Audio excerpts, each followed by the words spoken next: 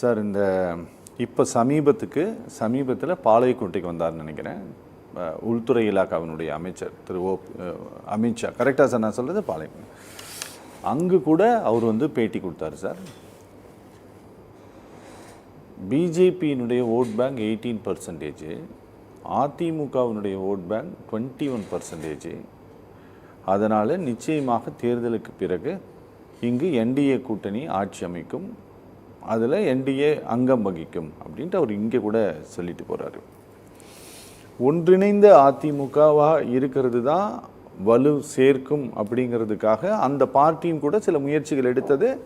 கடந்த ஆட்சி நாங்கள் தொடர்ந்து கண்டினியூ ஆகிறதுக்கு நாங்கள் தான் இவங்களை இழுத்து பிடிச்சோம், இல்லைன்னா நெல்லிக்காய் மூட்டை மாதிரி செதறி போயிருப்பாங்கன்ட்டுலாம் பல ஸ்டேட்மெண்ட்ஸை கொடுத்தாங்க. திருமதி சசிகலாவுடைய இந்த ஸ்டேட்மெண்ட்டை இன்றைக்கி இருக்கக்கூடிய திரு இபிஎஸ் தான் முடிவெடுக்கணும், மற்ற எல்லாருமே தயாராக இருக்கிறார்கள். இபிஎஸ் இதற்கு உடன்படுவார்ன்ட்டு உங்களுக்கு தோணுதா? இல்லை, இபிஎஸ் உடன்படுவாரா உடன்பட மாட்டாரா என்பதற்கு முன்பாக தம்பி பாரதி அவர்கள் அப்பட்டமாக உண்மையை ஒப்புக்கொண்டிருக்கிறார். நாமல் அரசியல் காலத்தில் வந்து வர தேர்தலுக்கு கூட்டணிக்கு தலைமை தாங்குகின்ற கட்சி அதிமுக தான் என்று நம்பிக்கொண்டிருந்தோம், நினைத்து கொண்டிருந்தோம். ஆனால் அந்த கட்சியின் சார்பாக பேசக்கூடிய தம்பி அவர்கள் இல்லை பாஜக தான் நைனா நாகேந்திரன் தான் முடிவெடுப்பார் அவர் சொன்னார். இல்ல இல்ல அவங்க கூட்டணி அவங்க அலைன்ஸ் அவங்க பேசணும்னு சொன்னாங்க. இல்ல இல்ல யாரு ஓபிஎஸ்ஸும் அதிமுக தலைமை தான் அவங்க கூட்டணியை அவங்க மெயின்டைன் பண்ணிருக்கணும் அப்படின்னு நான் சொன்னேன். தவறாக இல்ல திருத்தி சொல்லக்கூடாது. அவர் சொன்னதை நான் சொல்றேன். தேசிய ஜனநாயக கூட்டணியுடைய தமிழகத்து தலைவர் எடப்பாடியார் தான் எங்க கூட்டணியில அவங்க டைரக்டா இல்ல, அவங்க பாஜக கூட்டணியில இருக்காங்க. அவங்க கூட்டணியை மெயின்டைன் பண்ண வேண்டியது அவங்க, ஏன்னா அவங்க ஏற்கனவே அலைன்ஸ்ல இருந்திருக்காங்க, நாங்க தான் புதுசா வந்திருக்கிறோம். ஆனால் மேஜர் பார்ட்னர் நான் சொன்னா மேஜர் பார்ட்னருங்கிற அதை மறுக்கிறார் அவரு. என்ன அவங்க கூட்டணி அவங்க மெயின்டைன் பண்ணிருக்காங்க, அவங்களுக்குள்ளார பிரச்சனை இருக்கு, அவங்க பேசிக்கிட்டு அவரை பேச விட மாட்டீங்களா? என்ன திருத்தி சொல்லக்கூடாது, அவரை பேச விட மாட்டீங்க? இல்ல இல்ல என்னுடைய கருத்தை அவர் தவறா திருத்தி சொல்லக்கூடாது, அவ்வளவுதான். மேஜர் பார்ட்னர் அதிமுக இருக்கலாம், ஆனால் முடிவு செய்ய வேண்டிய இடத்தில் நைனா நாகேந்திரன் இருக்கிறார், எடப்பாடி இருப்பார். அவங்க கூட்டணியை முடிவு செய்ய வேண்டிய இடத்துல அவங்கள்ட்ட ஏற்கனவே இருந்தாங்க. சசிகலா அவர் சொல்லிவிட்டார். 24 பாராளுமன்ற அமித்ஷா கையில கட்சி போய்விட்டது. இதுவரைக்கும் 30 முறை இந்த கதையெல்லாம் விடாதீங்க, எங்க அமித்ஷா கையில போயிடுச்சு. நீங்க தானங்க சொல்றீங்க, உங்க கூட்டணி கட்சி மொத்தமா திமுக கூட்டணி கட்சியோட மொத்த கிளைக்கழகங்கள எல்லாம் மாதிரி. ஒரே ஒரு சார் ஒரு நிமிஷம் இருங்க, நீங்க அப்புறம் தனியா காசிநாத பாரதி ஒரே ஒரு நிமிஷம் இல்லைங்க. நீங்க 21ல நீங்க தான் கூட்டணியில் இருந்தீர்கள். ஒரு நிமிஷம் என்ன கொஞ்சம் பேச அனுமதிங்களா தயவு செஞ்சு. 21ல நீங்க தான் இருந்தீங்க, கரெக்டா? 19ல் இருந்தீர்கள். 19ல அதிமுக இணைந்துதான் சட்டமன்ற பாராளுமன்ற தேர்தலை சந்தித்தார்கள். 21 சட்டமன்ற தேர்தலையும் இணைந்து தான் சந்தித்தீர்கள். 24ல் தான் நீங்கள் பிரிஞ்சிங்க, கரெக்டா? இந்த 24ல் பிரிந்த போது மட்டும்தான் அமமுக அங்கே போய் சேர்ந்தது. ஆமாவா இல்லையா? ஆமாம். ஓபிஎஸும் அப்போது தான் சென்று சேர்ந்தார். அதுக்கு உங்கள் பார்ட்டியில் இருந்த லீகல் இஷ்யூஸு.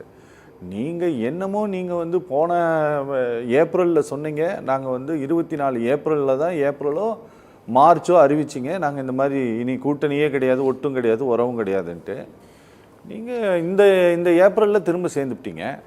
அதுக்குள்ள அவங்க கூட்டணி எதுன்னா அவங்க ஏதோ 10 எலெக்ஷன்ல அவங்க ஒண்ணா இருந்த மாதிரி சொல்றீங்க. 24 பாராளுமன்ற தேர்தலில் அவங்க கூட்டணியில இருந்தவங்க டிடிவி அண்ட் ஓபிஎஸ், அவங்க கூட்டணியை மெயின்டைன் பண்ண வேண்டியது அவங்க வேலை. அதுல எங்களுக்கு மிஸ்டேக். ஓகே குற்றச்சாட்டு புரிஞ்சிருச்சு.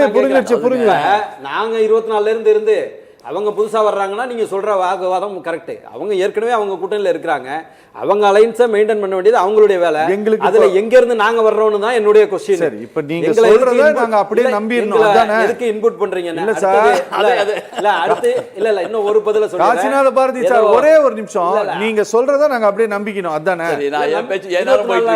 நாங்க தான் கூட்டணியில இருந்தோம், நீங்க இருந்தீங்க, நான் சொன்னல இல்லையே, நாங்க பிஜேபி கூட்டணியில. ஒரே ஒரு நிமிஷம் இல்லங்க, அவர் பேசல. இல்ல நான் ஏதோ தவறா நான் சொல்றது போலவும் நீங்க ஏதோ ஒத்துக்கிறது போலவும் இல்ல. இந்த திரிவு வேலையெல்லாம் வேண்டாம். நீங்க நெறியாளரா இருக்கலாம். சசிகலா வந்து அந்த இல்ல ஒரு நிமிஷம் இருங்க, அது தவறு.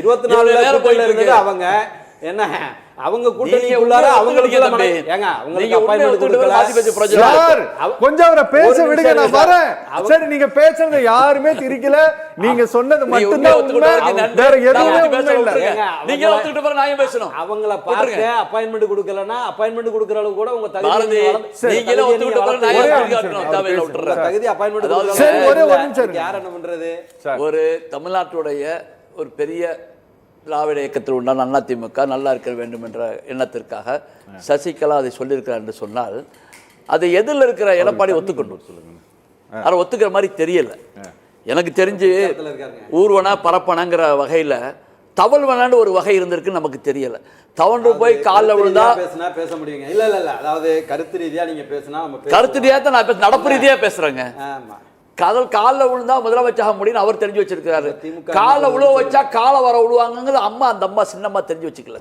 சசிகலா தெரிஞ்சு வச்சு அதான் நடப்பு உண்மை அதான் காலில் விழுந்தால் முதலமைச்சர் ஆக முடியும் என்று எடப்பாடி தெரிஞ்சிருக்கிறார் காலில் விழுபவர்கள் காலை வாரி விழுவார்கள் என்று சசிகலா தெரிஞ்சு வைக்கவில்லை இதான் ரெண்டு வித்தியாசம் ஒரு நிமிஷம் இருங்க அதனால தமிழ்நாட்டுக்கும் இப்ப உங்களுக்கு என்ன பிரச்சனை எல்லா பிரச்சனை தான் ஒரு நல்ல கட்சி வீணா போயிட்டு இருக்காங்க உங்க கூட்டணியில நல்ல கட்சி வீணா போயிட்டு இருக்கு அப்பா இருந்தாரு புள்ளைக்கு அடுத்து பேரனுக்கு அடுத்து இன்பநிதியை வரைக்கும் நீங்க ப்ரொஜெக்ட் பண்ண ஆரம்பிச்சிட்டாங்க ஏங்க இந்த பாருங்க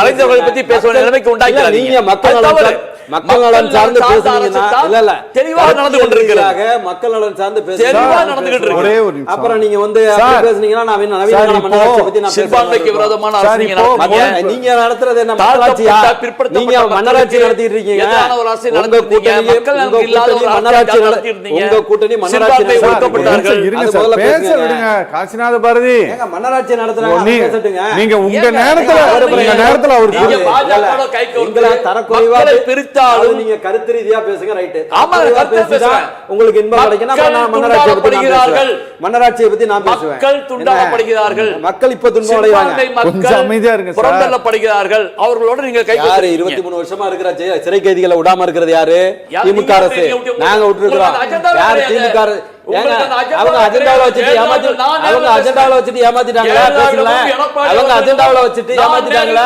கண்ணாடியை உள்ளே வச்சுட்டாங்களா பேசுங்களேன் சார் ஒரே ஒரு சாதிச்சிட்டீங்க அவங்களோட இருந்து என்ன சார் கொஞ்சம் பேச அஜெண்டாவே கலையாத சொன்னவர்கள் ஒரே ஒரு நிமிஷம் சார் நான் கேக்குறேன் சார் இப்போ இவங்க ஒன்னு சேரணும்னு ஒரு ஸ்டேட்மெண்ட்டை கொடுக்குறாங்கல்ல இது இன்னைக்கு எல்லா மீடியாவும் எடுத்து பேசுகிறது இது அவ்வளவு முக்கியமான ஒன்று இவங்க வந்து எலெக்ஷனுக்கு முன்பாக இவர்கள் சேர்ந்தால் இந்த பார்ட்டி மீண்டும் ஆட்சி அமைப்பதற்கான வாய்ப்பு இருக்கு அது கிடையாது அப்புறம் பாஜக எப்படி முடியும் அப்புறம் எதுக்கு சேரணும் அவங்க கட்சியை காப்பாத்த அது பண்ணணும் அது கட்சி சின்ன பண்ணாம போயிட்டு இருக்குல்ல சார் என்னங்க நீங்க மீண்டும் திராவிட மாடல் ஆட்சி தான் சரி இந்த தயவு செஞ்சு சார் இந்த நிராகரிப்பு இருக்குல்ல சார் இந்த நிராகரிப்பு புறக்கணிப்பு இருக்குல்ல புறக்கணிப்பு பொருட்படுத்தாமல் செல்லக்கூடிய தன்மை உதாசீனப்படுத்துதல் அவமரியாதையாக கருதுதல் அல்லது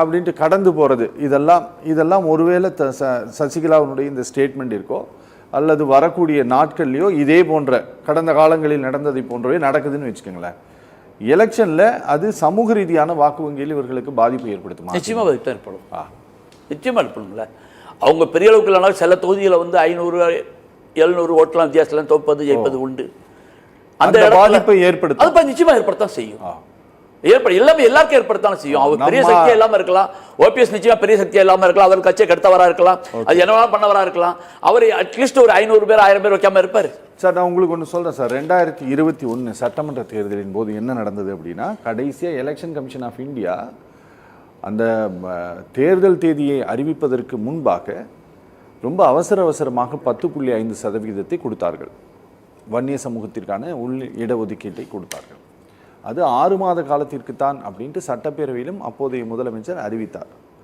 ஆனால் நீங்கள் தென் மாவட்டங்களில் அதிமுகவினரால் உள்ளே நுழைய முடியவில்லை எல்லா பகுதிகளிலும் கருப்பு கொடி ஏற்றினார்கள் அமைச்சர்கள் இது 6 மாதத்திற்கு மட்டும்தான் அப்படிங்கிறதை திரும்ப பேசி கொண்டிருந்தார்கள் இவருக்கு தெரியும் அப்போ அமமுக இருந்தார் இவருக்கு தெரியும். ஏன்னா அவர் ஓபிஎஸ் எங்க பயணம் பண்ணல அப்படிங்கிறது மட்டும் அவருக்கு தெரியாது.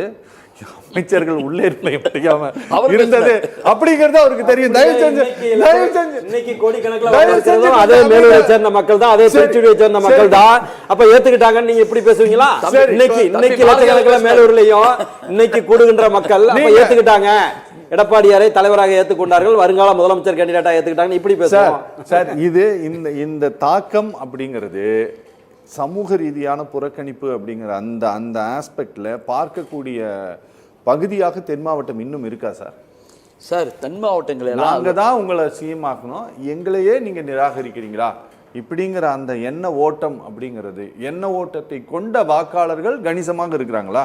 எங்குமே எண்ண ஓட்டத்தை கொண்ட வாக்காளர்கள் தான் அதிகமாக இருந்துட்டு இருக்கிறாங்க. சரி, அதனால தான் நம்ம நிகழ்வுகளை சம்பந்தப்படுத்தி அதில் வெட்டு தோழியுடைய ஆதாயங்களை நம்ம கணக்கு போட்டு பார்க்க முடியாது. உங்களுக்கு ஒரு சந்தோஷம். அப்படி இல்லாம நம்ம எப்படி பார்க்க முடியும்? ஒண்ணுக்கு ஒரு காரணம், ஒரு அரசு முந்திக் கொண்டு ஒரு காரியத்தை ஏன் ஒரு சமூகத்துக்காக செய்கிறது, அந்த பலனை நாம் பெற்றாக வேண்டும் என்பதற்காகத்தானே. அதை தான் நாம் பார்த்துக்கிட்டு இருக்கிறோம். ஒரு அல்ப சந்தோஷம், அந்த நிகழ்வுகள் தான் நாம் பார்த்துக்கிட்டு இருக்கிறோம். அதனால அதாவது மக்கள் இப்ப பாக்குறாங்க, அதிமுக இவர்கள் செலுத்தி விட்டார்கள். ஓகே, அந்த பார்வை எல்லார் மேலும் இருக்குது. ஓகே ஓகே, அதிமுக சேர்த்து விட்டாங்க காரணத்துக்காக இவருக்கு வாக்கு வங்கி விழாது என்பதுனால. Okay okay. ரெண்டாவது வந்து அந்த அம்மா இனி ஒட்டோ உறவோ பாஜகவோட கிடையாது என்று ஜெயலலிதா சொல்லிவிட்டு தான் சொன்னார். Okay okay. அதுல ஒரு கூட பின்பற்றல அவங்க. அது சசிகலா முடிஞ்ச வரைக்கும் எழுத்து தான் பார்த்தாங்க.